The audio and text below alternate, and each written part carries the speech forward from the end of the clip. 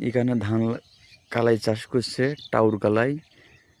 সবাই ভিডিওটা দেখবেন এবং শেয়ার করবেন। সবাইকে শুভ সকাল।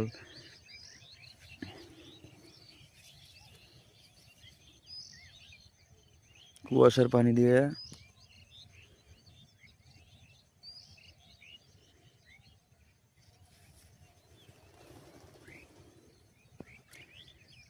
এই ধান 20 থেকে 25 দিনের ভেতর ধানগুলো কাটাকাটি শুরু হয়ে যাবে।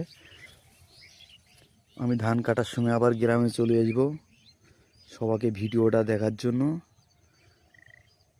সবাই দেখেন ভিডিওটা। এটা আমার দাদার জমি। এখানে 1000 বিঘা জমি আছে।